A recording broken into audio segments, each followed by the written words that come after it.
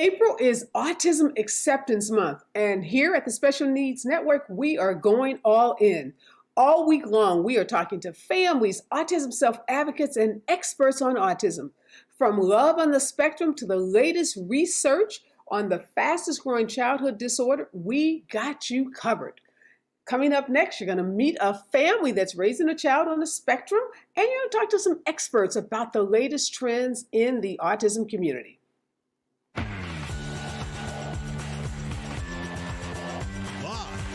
From Los Angeles, this is the Special Report with Areva Martin.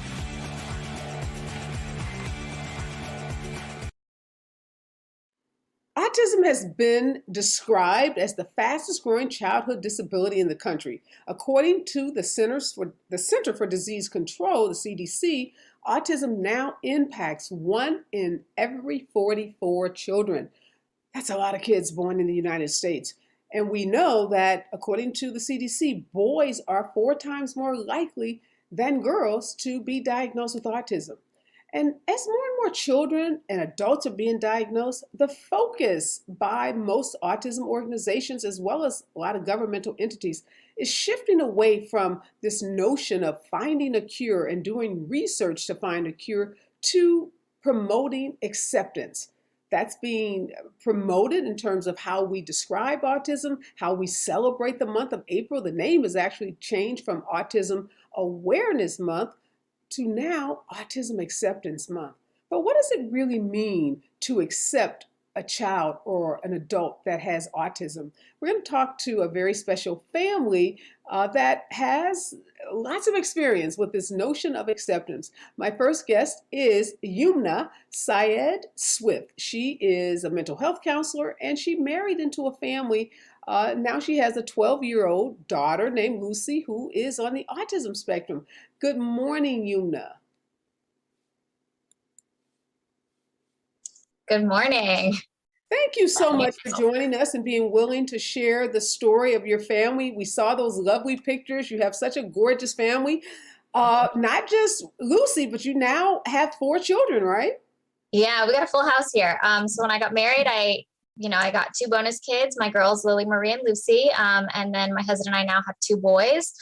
Sufyan and Mehran was just born in December. So we've got a full house. Wonderful. So tell us like ages. What's the youngest and who's the oldest? We have a big gap. We've got toddlers, teenagers, and a newborn. So it's a lot. We have Lily will be 15 next month. Lucy will be 13 this summer. And then my boys will be, Sufyan turns 3 in July.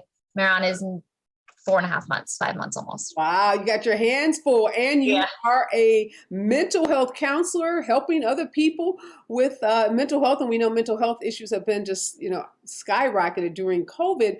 But let's talk about your 12-year-old, soon to be 13-year-old daughter, Lucy. So when did you first meet Lucy and learn that she was on the spectrum?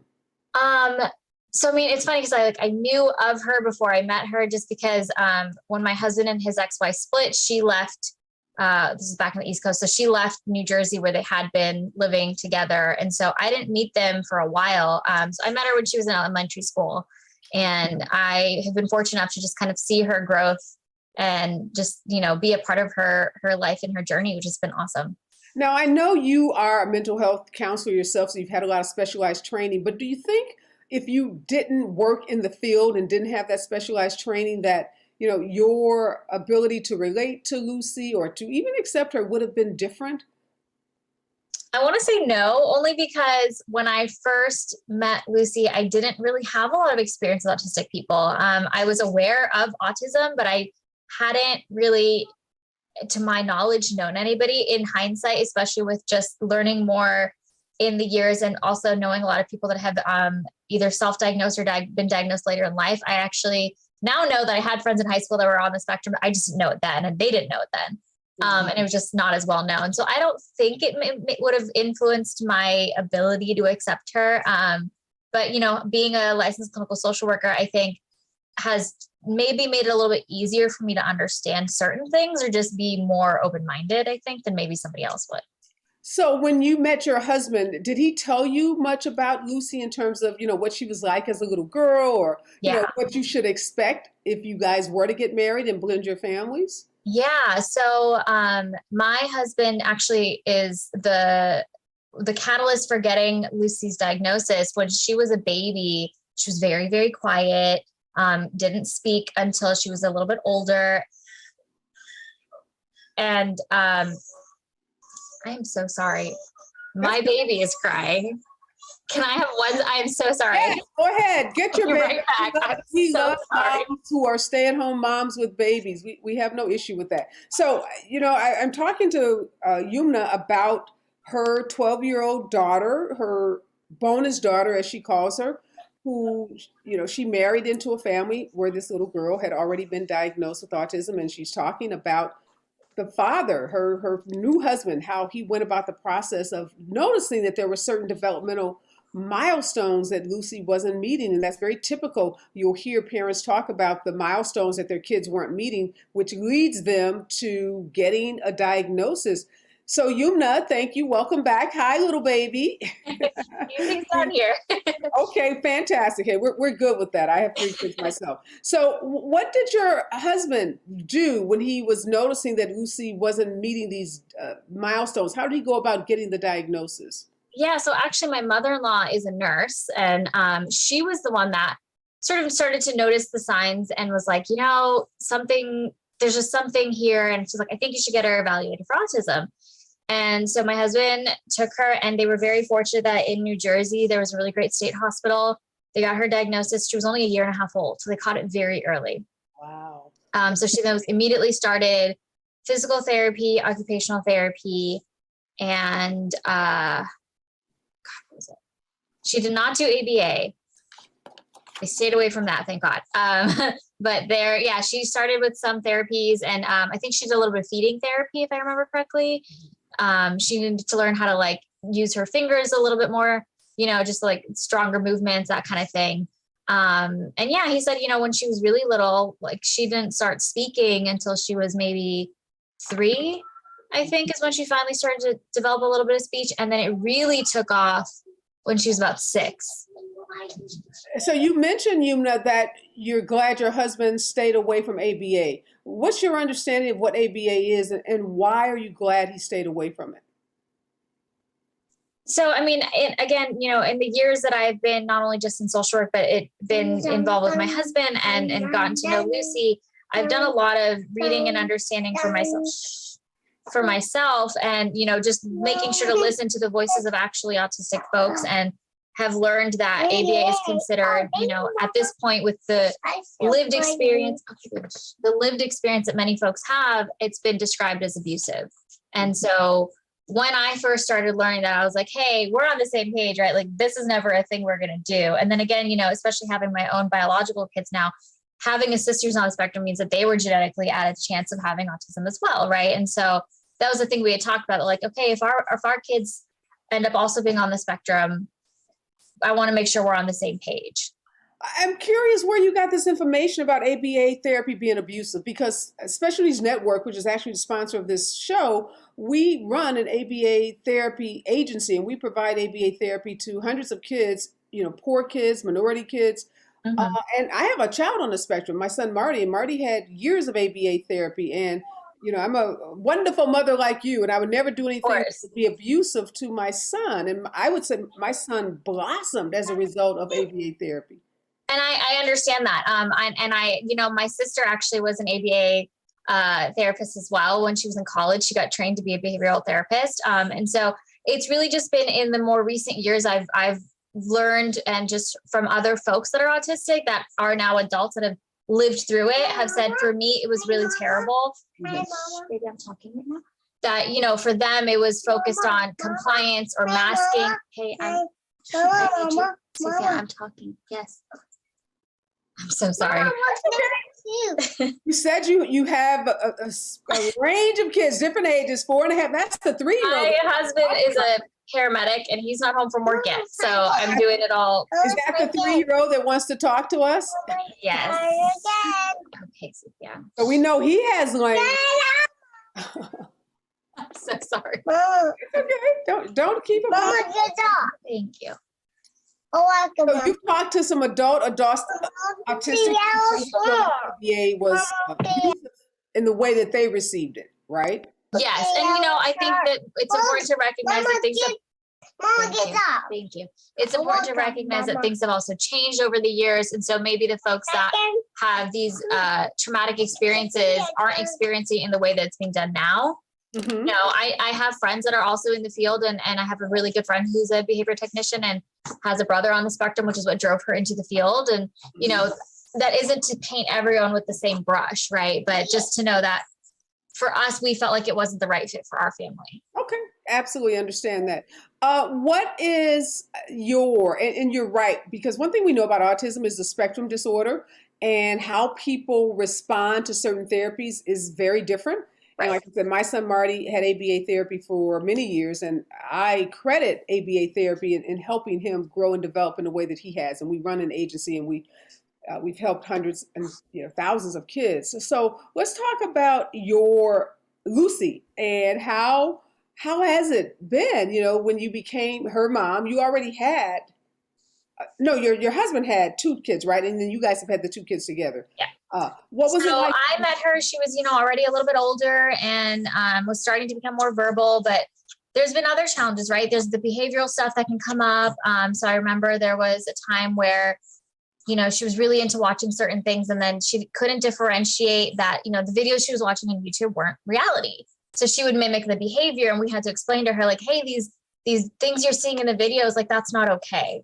And having to kind of teach her, like, this is somebody is acting, right? And why is that different than how we behave in real life, that kind of thing. But she's been really fortunate that, especially here in the Austin area, they go to school in the Austin School District. They have a really wonderful supportive program. And so the school that she went to for elementary school had a really wonderful resource program. And I really credit them for her growth in elementary school. And then now that she's in middle school, they have a program here called Scores, where, it's a class that she has every other day. And at any given moment during the school day, she's allowed to go back to that class. It's her support needs. If she's feeling overwhelmed, if she's feeling tired, if she needs extra help with homework. So just knowing that she's got that safe space at school is really, really helpful for us as parents to know, like, there is somebody out there looking out for her when we're not there. Yes. So, Yumna, the month, Autism Awareness Month, there's been this shift in terms of acceptance, and we now call it Autism Acceptance Month. Now that you are a mother of a soon-to-be teenager on the spectrum, what is it that you want other people to know about autism and raising an autistic daughter that you think the public doesn't know? I think for me, especially, again, having been around for her now for a while and in her growing up, the thing that I feel most sensitive about is that acceptance piece, right? It's not just about awareness, but acceptance, recognizing that she has what some people might find, sit down, that some people might think are quirks, I guess, right? Like, she has a wonderful imagination. She loves creating stories. And so she'll often that's like a topic of conversation for her, right? Is whatever her latest special interest is. Lately, it's been Encanto. So she makes up these stories about the characters, and we talk about their personalities, and it's really fun. But I think for people that don't know her, maybe meet her for the first time, to them, it's like, well, this is weird. Why are we talking about this? And so I think my fear, especially as she gets older and goes to high school, is like, are kids going to be nice to her if she's a little different than them, if her interests are a little different than theirs are? That's a really tough spot to be in, because, we just want the best for our kids, and we can't control what happens at school if the kids are nice to her or not. She does have a really good group of friends. She's got actually her best friend is also on the spectrum. And so it's really nice that she's got someone that really understands her, and they get along really well. So that, I think, is also its own sort of peace of mind that she's not alone. What do you think we can do, those of us like myself who are an autism advocate and have an agency? How can we help people better accept, like you said, Lucy, a little different, or people may perceive her as being a little different? How do we help people understand that, her differences in some ways are her superpowers? Absolutely. I really just think it comes down to empathy and being a little open-minded. I remember one time when she was much younger, we used to live in New York City, and we would take the subway. And one time we got on the train a little bit later than we normally did, and there were no available seats. Mm-hmm. And she lost it. This is back when she still had, meltdowns. She doesn't really have meltdowns at this age anymore, but when she was younger, if things didn't make sense, she got overwhelmed, she would have a meltdown.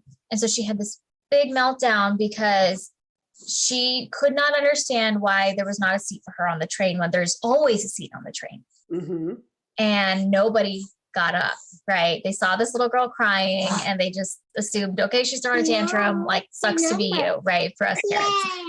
And we actually got on a very full train where this poor woman got on after us and she saw Lucy crying and she tried to get people to give up their seat.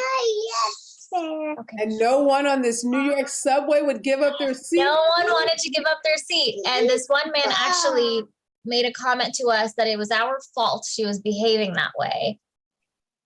And my husband happened to be with me that day, and he yelled at the guy. He was like, dude, she's autistic. Like, she cannot control what is happening to her emotionally right now. This is not her just like misbehaving. And so that was, to me, I always think about that. And I think about, you're a grown adult, like, and assuming that you are somebody that has a better control in your emotions or your ability to be empathetic, I would have expected better from somebody. We ultimately, we calmed her down. We got off the train. We did what we had to do, but it was, that always sticks out of my mind of like, I wish more people in those situations would just be empathetic. And I think for me, even before I had my own biological kids, like being Lucy's parent, being in her life just made me more empathetic and more patient. And so, like there's always that story about, oh, well, you're on the plane and there's a crying baby, or you're at the airport and the kids are freaking out. I am the first one to be, especially before I had kids, I'd be the first one to be like, sit next to me. I will help you. Like, I don't care if your kid cries. It's okay. I'll hold your baby. Sure. Because I think it's made me realize I'm like, no one gets how tough it can be in that moment until they're in it. Yeah. And what you just described is that kind of that you're a bad parent stare that so many parents get when they have a tantrum, or if the kid is, darting out, at a store, running around, and people think, a lot of people are like, he needs a good spanking. That's what a lot of people think. Oh my God, you're not a good disciplinarian. Or if that was my kid, I'd take him home and give him a good spanking. So we definitely need to help people better understand that what they're witnessing is not a, out of control child, but it's a child that's maybe like Lucy, who's off of her, routine, or maybe she's had sensory overload. Right. She can't regulate herself in a way. And on that note, that really should apply to all children, regardless of, neurodivergence or being neurotypical. Having a toddler, having a toddler is an extreme, test of patience at times. And one thing I always try to remember is something I learned in grad school. And I see you have Dr. Stephen Shore. I actually went to the university that he teaches at. So we have that in common. I got my master's at Adelphi. But one thing that I remember learning during my time at Adelphi was, there's no such thing as a bad child. All behavior is communication. And whether you're neurotypical or neurodivergent, that's the case, right? And so when you have, a toddler throwing a tantrum, it's because they're overwhelmed. If you have an autistic child having a meltdown, it's because of sensory overload. What's going on? It's not that they're trying to be bad. Yeah. I love that, because definitely we went through an era in this country where there were bad kids, right? Sure. Things you had to do if you had a bad kid. And that was this harsh punishment and discipline that many parents thought were the solutions. And not that they were bad parents either. It's just that they didn't know. A lot of parents didn't know. And so as we are learning more about parenting and the brain of all kids, as you said, neurotypical kids as well, we are developing better parenting, techniques and protocols. Thank you so much, Yumna, for sharing your beautiful family. Good luck to you with Lucy. Sounds like she's on a really good path. Like she has friends. Great kid. For a lot of kids on the spectrum. She's in a good school with a lot of support, and she has 2 brothers that she's, I'm sure, loves to play with and experience. So best of luck to you. And thank you. Apologies again for the chaos. Hey, this is a show about kids. So what would a show about kids be without any kids? So thank you for sharing your children with us. Best of luck. All right. My next guest is Dr. Catherine Lord. She's a distinguished professor of psychiatry at the UCLA School of Medicine, and she has been involved in developing actual diagnostic instruments for individuals who are on the autism spectrum. Good morning and welcome, Dr. Lord. Good morning. I want to talk about a couple of things that Yumna said that caught my attention. First, she talked about her husband, who was then married to his former wife, getting the mother-in-law being a nurse and recognizing something wasn't developing right with little Lucy, and then going to get a diagnosis and getting that diagnosis at a year and a half. Now, we saw the husband, and it looks like he's a white guy. I don't know what the wife was, but let's just assume that's a white family. Although Yumna looks like obviously a woman of color, but let's look at the husband. That's pretty typical that a white family could go into a clinic and get a diagnosis at a year and a half. That doesn't happen for Black and brown families in this country. So tell us why, still in 2022, are the diagnoses, the process of getting a diagnosis still so uneven? I think part of it is just priorities in our healthcare system. I mean, we do have services, so families do have access to early intervention, and all families, through their counties. And so they can get access, but I think families don't know it. And also many families prefer to go to major hospitals, like where Yumna's daughter went. And those have long waiting lists. Often they don't take insurance. And so it's ended up being really incredibly biased who gets those early diagnoses. And it's too bad, because there's no reason why, we can't diagnose anybody of any color, any race. But that is our healthcare system, as we saw with COVID. And it's, manifest in the ages when kids of color get diagnosed. Yeah, and those studies show, that lateness in that diagnosis, and even misdiagnosis, but that lateness in diagnosis can be, 2, 3, 4 years delay. And we know that early intervention time is critical. Let's talk about ABA. You also heard Yumna say that she was glad her husband didn't get ABA because she has met adult autistic people who said that ABA was very oppressive.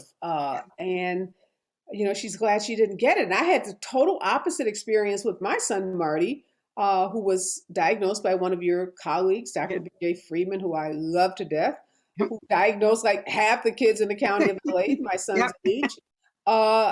And ABA therapy is something that I'm a provider of ABA therapy, and I'm a big supporter of it. Help us understand what Yumna is talking about when she talks about it being oppressive. Well, I think that we now have a group of very articulate self-advocates, and that they have come up with a platform where they say, they've agreed on things they're going to say. And I think some of them probably had very difficult experiences in ABA, and somehow that has become a sort of policy.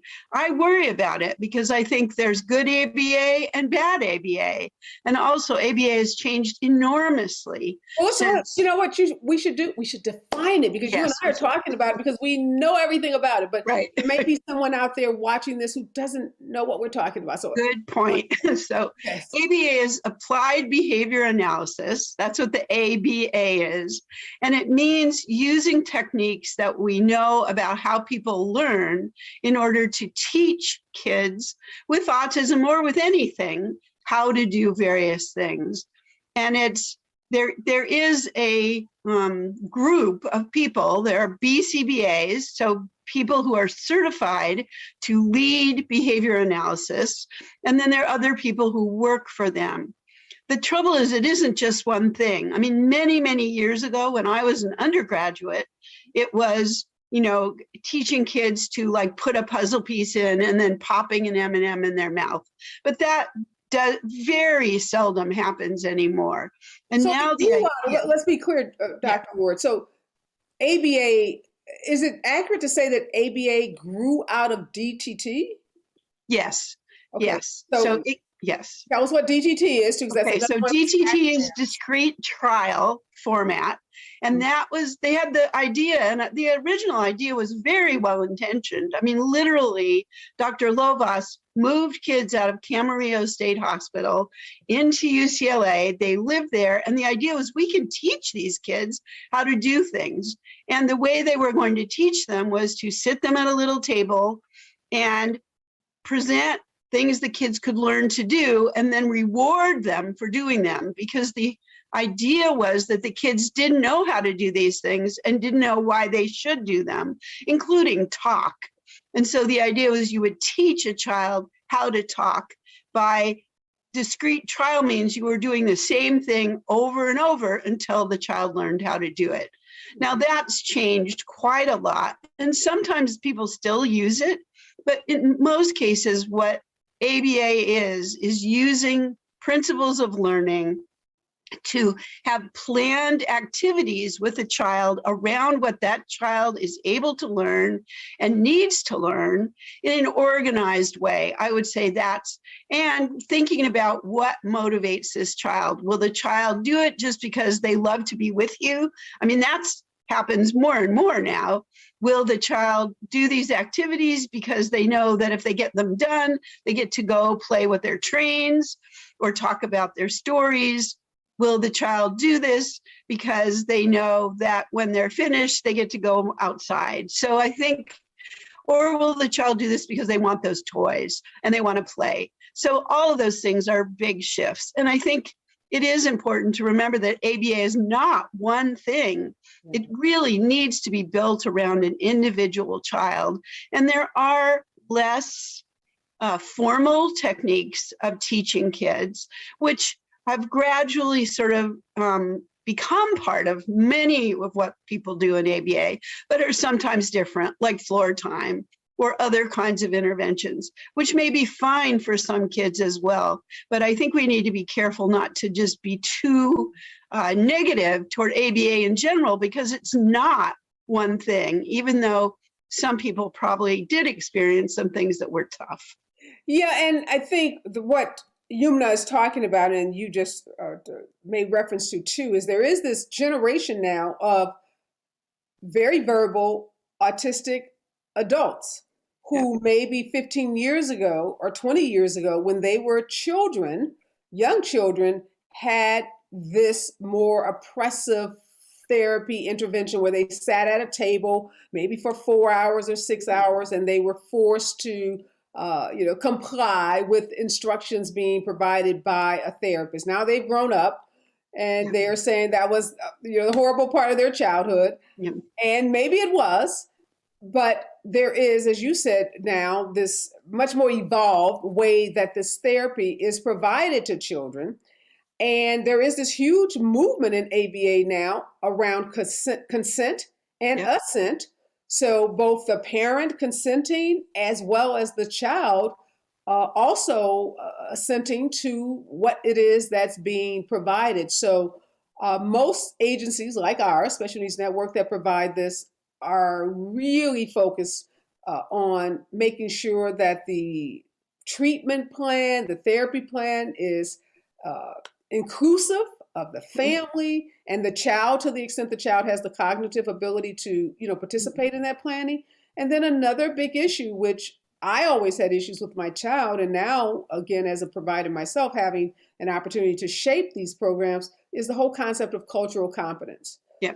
Because Black and brown kids, none of this therapy, they weren't involved in the early days of the studies that were done on kids with autism. Yeah. So most of this therapy was created without a recognition of the cultural differences and the family norms and traditions that different ethnic groups have. So we are, as an agency, are very big on making sure we understand what those families, cultures, traditions, and norms are, and the whole issue of race and how race plays into some of these therapies, that they are culturally competent. Which brings me to a question I want to ask you about the diagnostic instruments, Dr. Ward. Now, I talked with a developmental pediatrician the other day, and she said that they're even looking at how the instruments that were developed lack cultural competence and how they remake those instruments that even diagnose autism to ensure cultural competence. What's happening on that front? Well, I think that we have a lot of information, usually though with small samples, about how different kids react to the diagnostic instruments.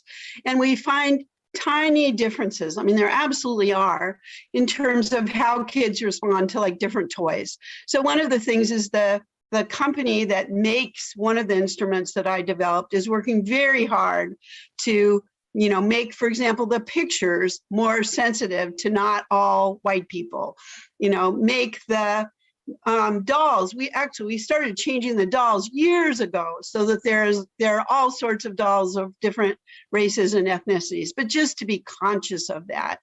I think that on the whole, the diagnosis of autism has been quite consistent across races, cultures, and countries. I mean, with minor variations.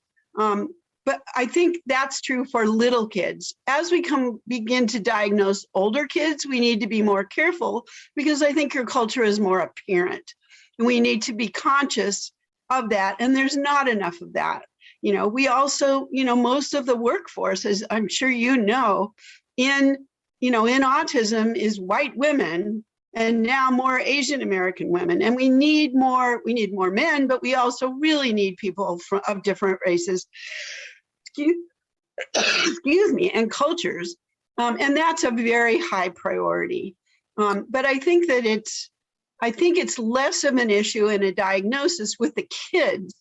I think with the parents, sometimes it's different because I think what people want and what they perceive and the concerns in a primarily white healthcare system are different for somebody of color or somebody from a different culture. And we need to be conscious of that. And we know that, again, kids of color are diagnosed about on the average 2 or 3 years later than white kids. Right. And they're often misdiagnosed. People diagnose, Black kids with ADHD and Latinx kids with developmental delay. And we need to really shape up there. And I think your work is very important because we need to help families advocate for themselves, stick up for themselves, and find people that won't do this to you, because I think they're willing, but they're lost in a sea of often bureaucracy.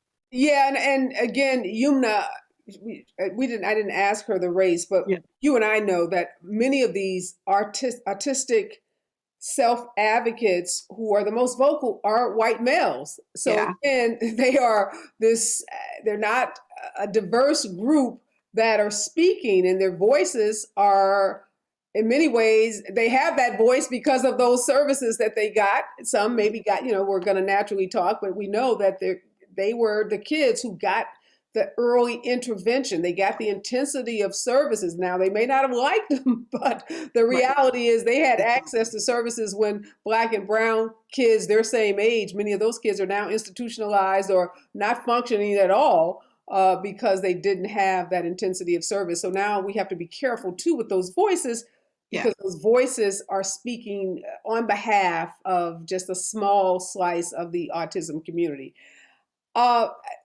Why, Dr. Lord, did the CDC, why are we seeing the incidence of autism, go up? When my son was diagnosed, Marty, it was like 1 in 150 kids. And that number went, it kept moving and moving. The last number was 1 in 54. Now we're 1 in 44. I thought we'd be like going in the opposite direction. Yeah. I mean, personally, I don't think we don't know if there's more autism. We know that more kids are being identified. And I think that it used to be that autism was like the last resort for a diagnosis. It was the thing that you really didn't want to have. And now I think because it's associated with getting more services, it's associated with strong parent movements, I think it's a more appealing diagnosis and people tolerate it more, and it's more in the news. So I think we're also diagnosing autism in much milder cases than we were 50 years ago. 50 years ago, if a kid talked by the time they were 3, we would say that is an autism.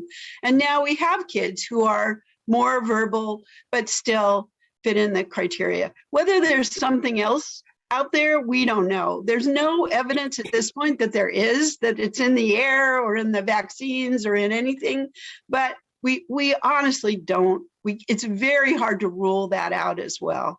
Well, we know there are genetic studies that are taking place. Like we're working Special Needs Network with Dr. Geschwin, who's at UCLA, and he's doing a autism study specifically around a genetic study around Black kids and Black families trying to identify, if there's some genetic component. And he said that, they still haven't identified that it's a complex set of genetic factors. It's not going to be like one single answer, even once this research is complete. And he didn't think it's going to be complete, for several years. They're still not at that point where they can say it's X or it's Y. But we are seeing, there are stories of people like Elon Musk and other people who are purported to be on some part of the autism spectrum. What do you make of that? We see these really seemingly well-functioning individuals who also people suspect to be autistic. I don't know. I mean, I don't know Elon Musk, so I don't know. I do think that there are milder cases than we used to acknowledge as having autism. But I also think right now it is the word du jour. So sometimes people use it, and we can all find parts of ourselves that have autism. I mean, I think, but we wouldn't generally take that diagnosis. So I'm leery a little bit of celebrities announcing that they have autism. But I also think that there are more people out there, and I think we see more and more people who are doing really well who have autism, but as you said, it's often a product of a lot of help early on, and there are people with autism who have intellectual disabilities and people with autism who don't. And we can't, at this point, cure intellectual disabilities. That we can't make that go away. Autism isn't curable, but people work around the autistic difficulties sometimes, but not always. So it's just, as you said, a huge spectrum from people that can't speak for themselves and really cannot, to other people who can very articulately tell us what they've experienced. Is there any group that you would say is underdiagnosed? Because right now we're kind of talking about what some might say is an overuse of the diagnosis. Yeah. Is there any group that you would say, is perpetually underdiagnosed? I think that we worry about girls and we worry about minority kids, both, because I think now there is a real push from self-advocates. Many of the most prominent self-advocates now, and Dr. Shore can tell you, are female. But I think that, and there are more and more females seeking a diagnosis, sometimes appropriately and sometimes not. But I think it is harder to see autism sometimes in girls. And then I think we need to worry about the same issues of racism and cultural bias that affect all healthcare, particularly when we're talking about young kids and getting them help, and schools, because as we heard from Yunus, good schools can make a huge difference. But our kids, in LAUSD, people are working on it, but oh my goodness, the kids that fall between the cracks are tremendous. Mm-hmm. And we need, and that affects minority kids more than majority kids. It's actually not even majority here, it's white kids. Yeah, and there's documented now, the American Association of Psychiatry, Psychology, Pediatrics, all of those big medical associations have acknowledged that there is structural racism in the diagnosis and treatment of autism.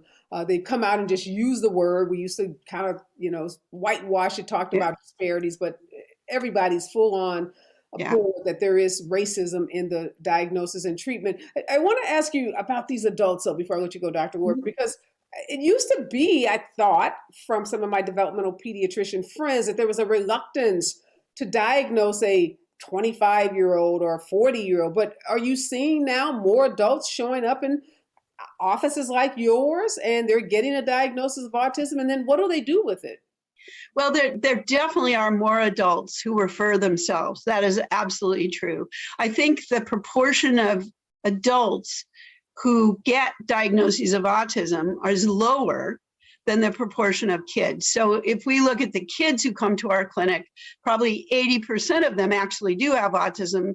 And that's because their families have essentially screened them and know they need help. In adults, it's probably more like 50% get diagnoses and 50% have something entirely different but are hoping maybe autism would explain their difficulties. So it's tricky, but it absolutely does happen. I mean, I met several really brilliant graduate students from UCLA recently who have autism, never had it diagnosed, but had worked their way through system. One was homeschooled because his mom felt like he couldn't quite handle school. One girl was incredibly good at science, and so just really, plugged her way through without the social expectations that people might have on other kids.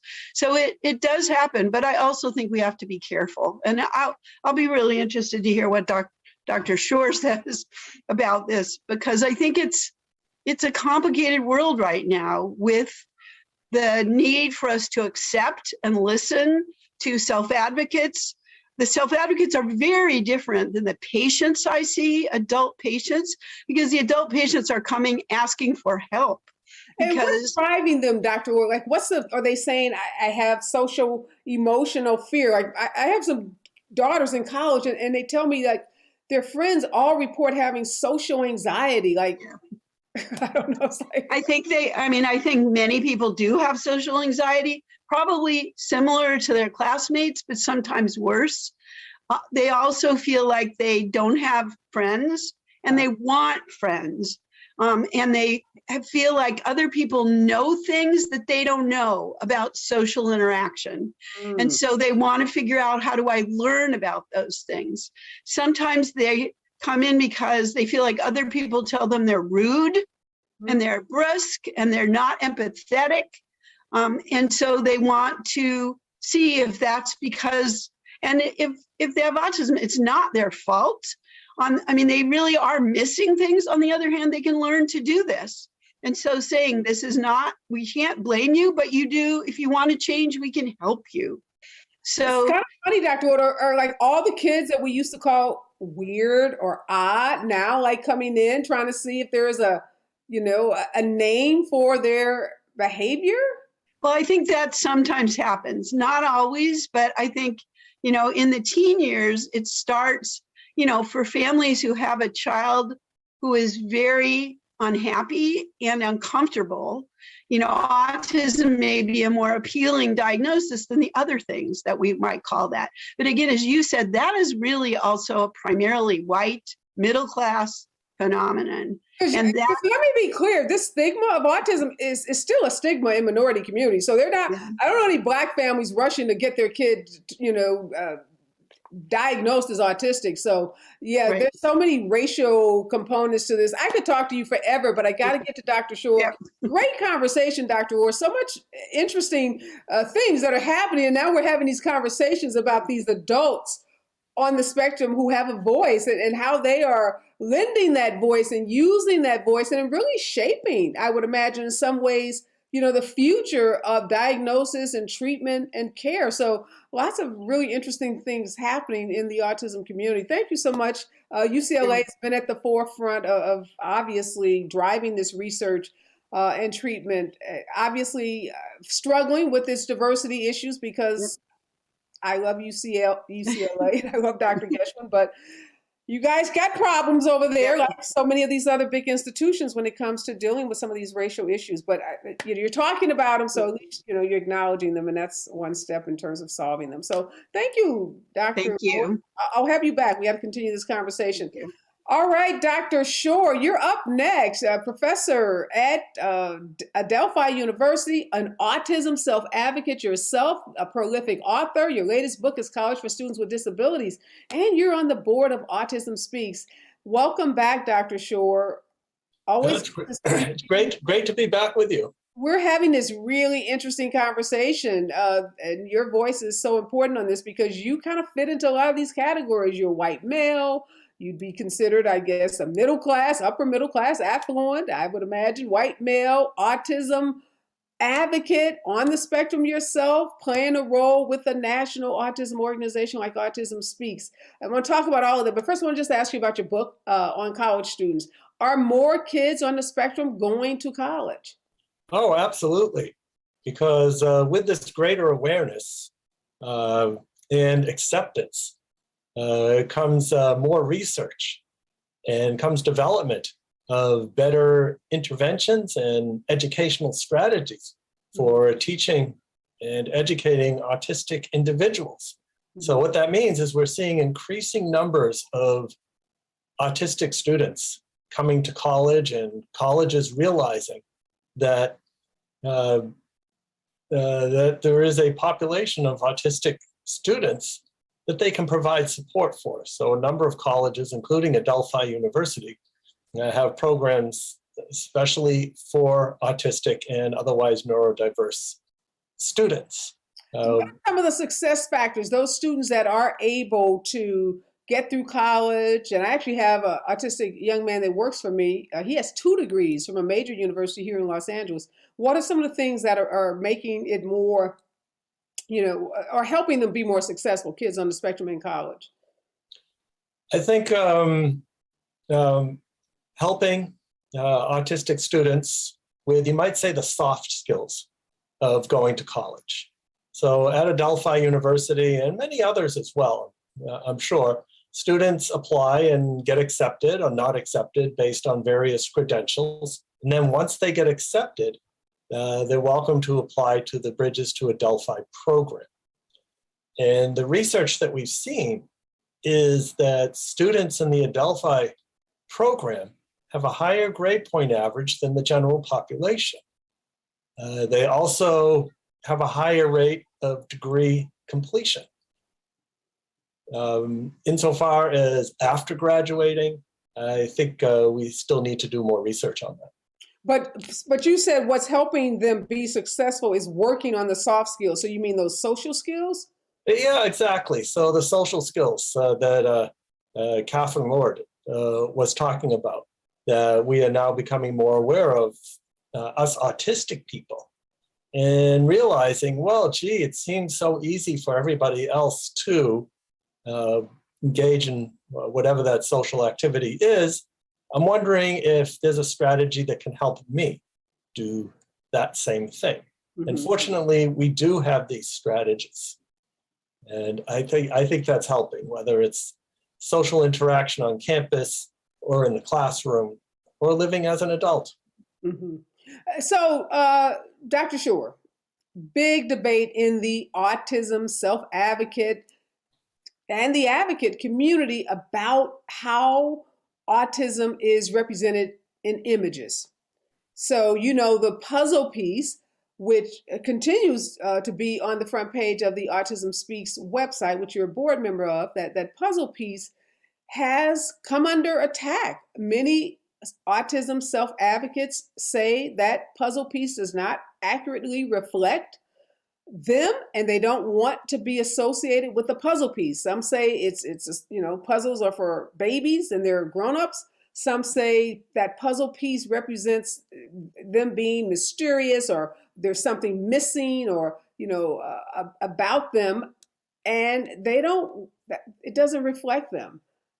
Says that they're not a riddle, they're not a puzzle to be put together. Where do you stand in that debate?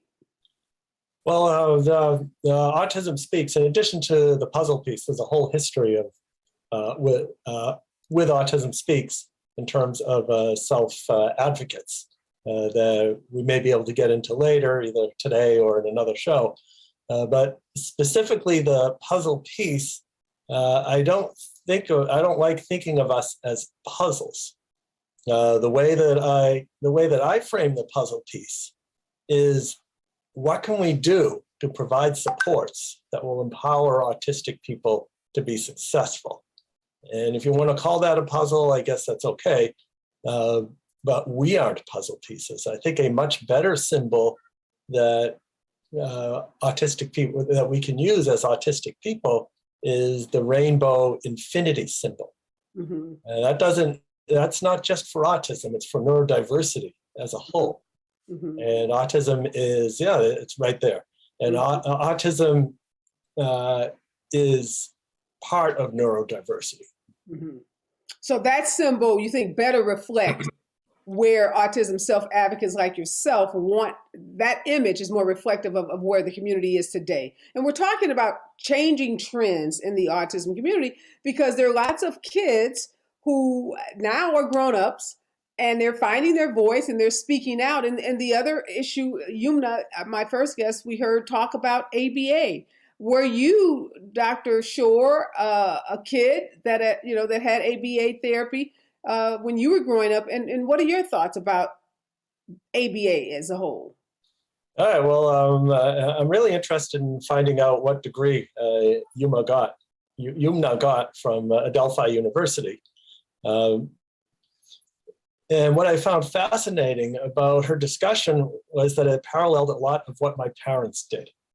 And when I got diagnosed back in the early mid-60s, there was so little known about autism, and institutionalization was recommended.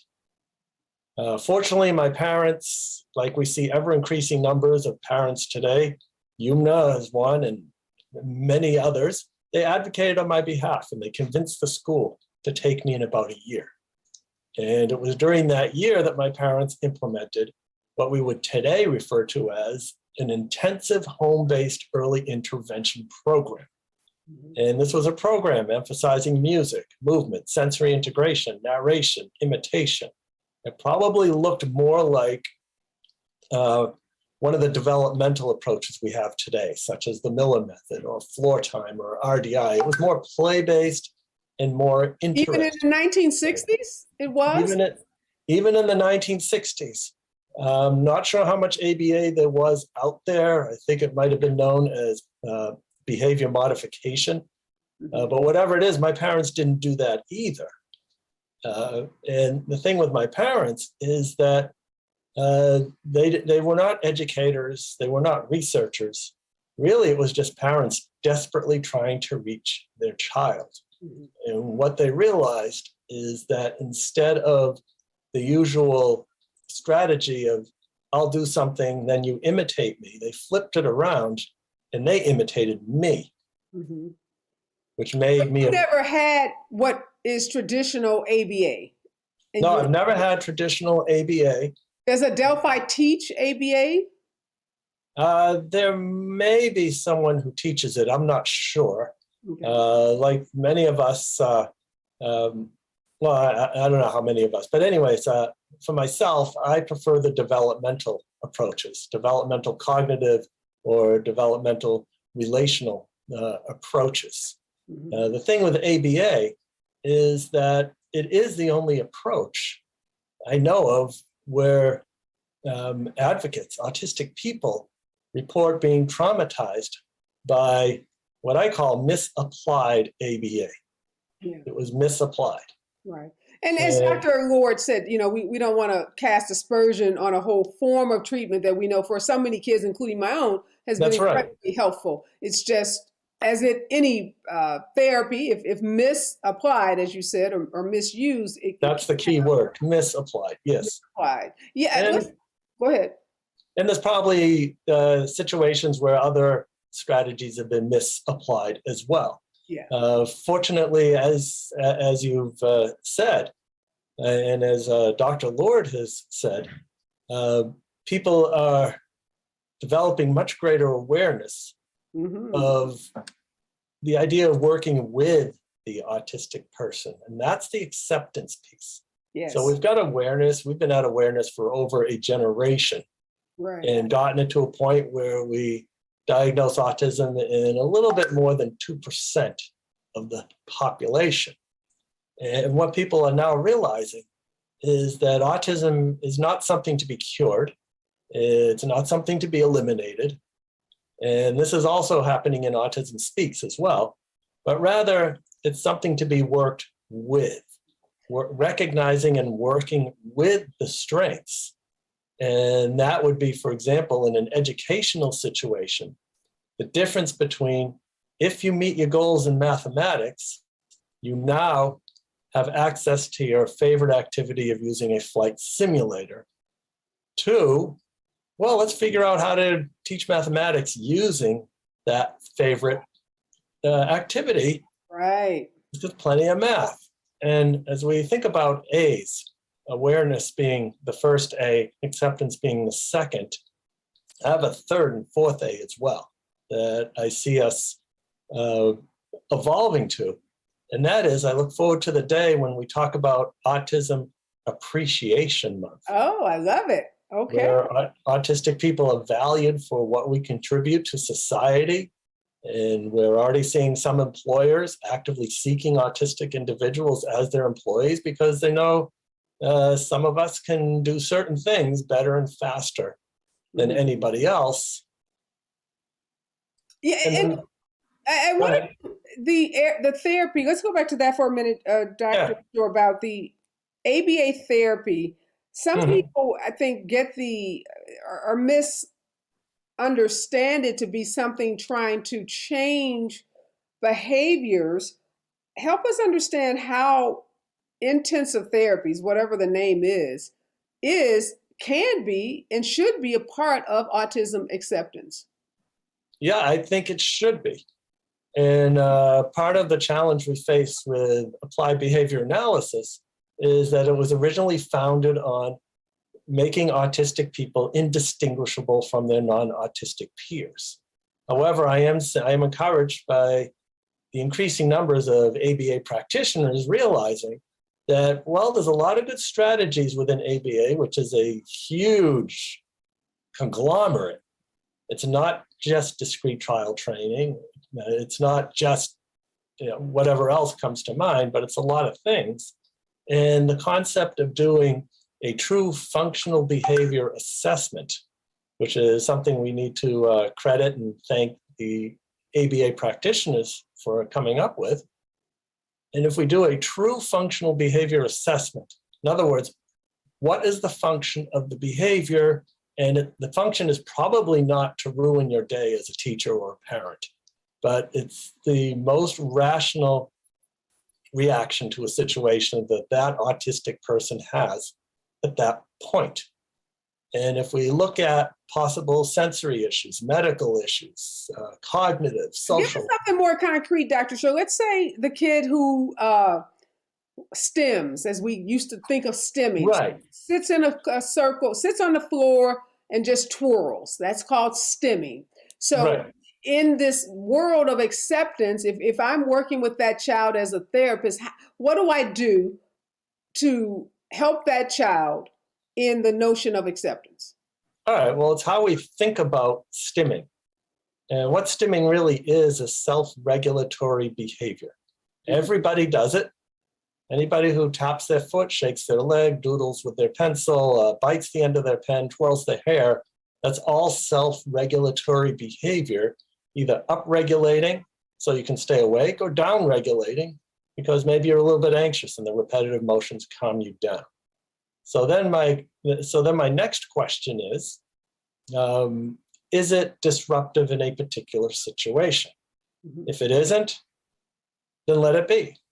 Okay. If it is, the kid is in a classroom and the teacher is teaching, and that kid jumps on the floor and starts spinning. All right, then I would think about whether there was something else that person could do that's a little bit less disruptive. The child who may be rocking back and forth in their chair or flapping, moving around a lot, self-regulating. What I might do is just go right over to that child and say, here, squeeze this, and pop a therapy ball in their hand. Because that need is going to get met.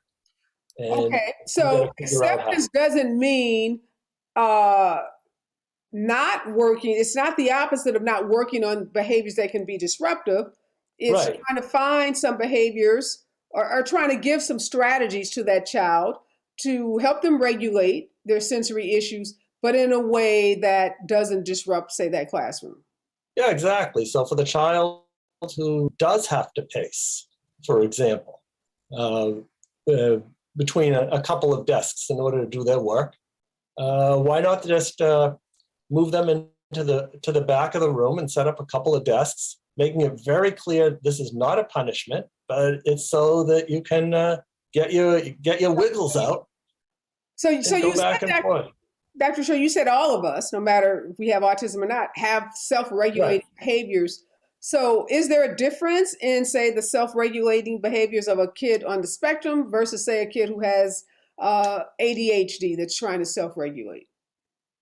Well, I thought you were going to say difference between autism and non-autistic people, non-diverse people.